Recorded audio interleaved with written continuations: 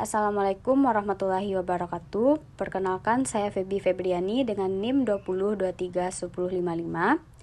Video ini merupakan tugas mata kuliah TIK dalam pembelajaran IPA dengan dosen pengampu Ibu Firda Azahra.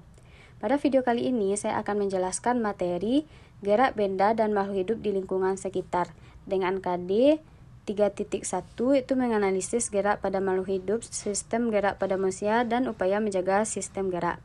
Dan KD 3.2 itu menganalisis gerak lurus, pengaruh gaya terhadap gerak berdasarkan hukum Newton, dan penerapannya pada gerak benda dan gerak makhluk hidup. Baiklah, marilah kita saksikan video penjelasan mengenai gerak benda dan makhluk hidup di lingkungan sekitar. Gerak benda dan makhluk hidup di lingkungan sekitar. Yang pertama kita bahas yaitu konsep gerak.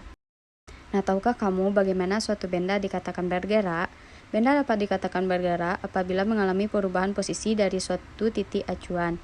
Benda yang bergerak akan melalui suatu lintasan tertentu. Lintasan ini bisa berupa lintasan lurus, melingkar, parabola, dan lain sebagainya.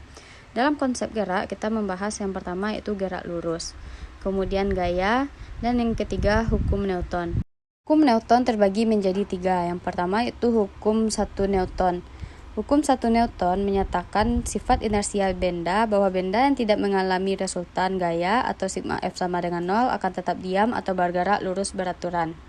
Sedangkan pada hukum kedua Newton berbunyi bahwa percepatan suatu benda yang ditimbulkan oleh gaya berbanding lurus dengan besar gayanya dan berbanding terbalik dengan masanya, yang dapat dirumuskan dengan A sama dengan sigma F per M. Sedangkan hukum 3 Newton menyatakan bahwa ketika benda pertama mengerjakan gaya atau F aksi pada benda kedua, maka benda kedua tersebut akan memberikan gaya atau F reaksi yang sama besar ke benda. Selanjutnya kita akan membahas mengenai sistem gerak pada manusia. Sistem gerak manusia terdiri dari yang pertama itu rangka. Rangka berfungsi sebagai tempat melekatnya otot, penunjang tubuh, pelindung tubuh bagian yang lunak, kemudian juga berfungsi sebagai tempat penyimpanan mineral. Rangka terbagi menjadi dua, yaitu rangka aksial dan rangka apendikular. Kemudian sistem gerak manusia juga terdiri dari sendi. Sendi sendiri terbagi menjadi sendi peluru, sendi putar, sendi pelana, sendi geser, dan sendi engsel. Kemudian sistem gerak juga terdiri dari otot.